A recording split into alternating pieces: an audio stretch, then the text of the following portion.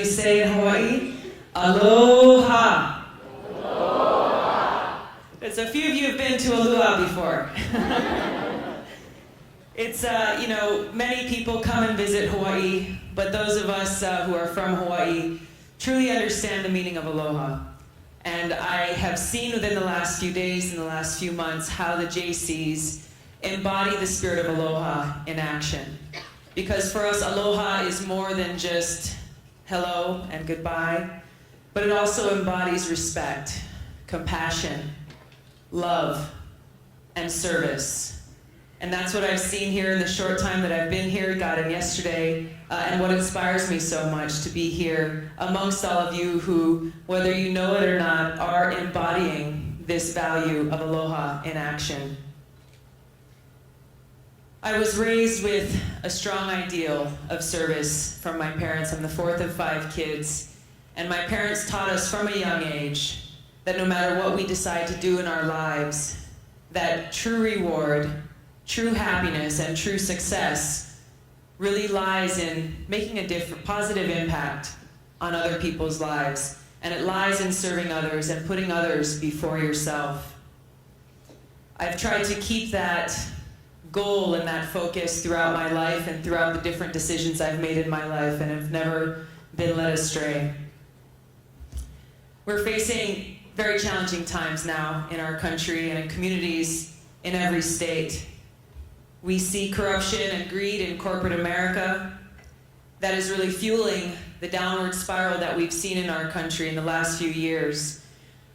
We've been at war now for almost 12 years, and we see troops every day putting their lives on the line and sacrificing their lives, leaving a gap and a vacancy with their families back home that will never be filled. We see a struggling economy, businesses going under, the quality of education diminishing, and for our generation, we wonder what kind of future lies in store for us, for the next generation to follow. We see many politicians who may have begun serving the community with the best of intentions, but have unfortunately been led astray and now seem to be fueled by their own selfish ambition or a desire to line their own pockets with the hard-earned money from our communities. So the question is, what will it take to change this? What will it take to build the strong and bright future that we know is possible? That future lies here within this room tonight, because we know that it will take a strong generation of new leadership, of honest leaders, and most importantly, servant leaders. We've seen such leaders stand up in the past during challenging times. We've seen leaders like Mahatma Gandhi, like Martin Luther King Jr., people who at their very core saw an injustice within their own communities, within their own neighborhoods, and they knew that they needed to stand up and take action. And that's why I'm hopeful and optimistic tonight about our future as a country, because sitting in this room today at every single table are representatives from every state across the country, servant leaders, people who are making this decision and have made this decision to step up and to be that positive change. So the challenge really exists for each of us here to see how we can take that step even farther, to ask ourselves every day, what more can I do?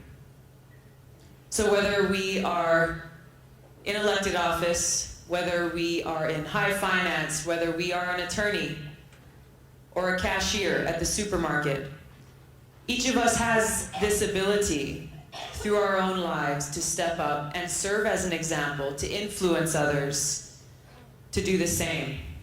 We can inspire previous generations, those who've come before us, people who maybe need to be reminded about how to rekindle that fire of service that may have existed at one time.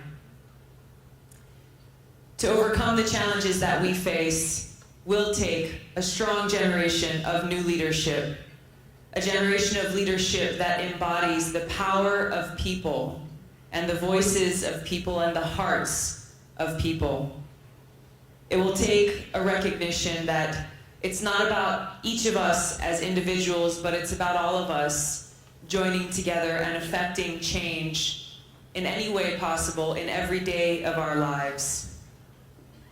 So tonight, as we celebrate here, this is not so much a celebration about accomplishments or things we may have done, so much as it is a celebration, a challenge, and a revival of servant leaders who I know will stand up every day to affect this positive change across the country. We have leaders here who will be the change in ways that we have not yet seen in our lifetimes. The time is now, and the responsibility is ours. The character of each of our communities, each of our states, and our entire country is what's at stake. And I'm humbled and honored to be here tonight to be a part of this change that will only grow and continue from tonight forward. Thank you so much for allowing me the opportunity to be here. Mahalo nui loa to the Hawaii Jaycees who serve as great leaders within our own communities and provide this example of servant leadership for all to follow. Thank you very much. Aloha.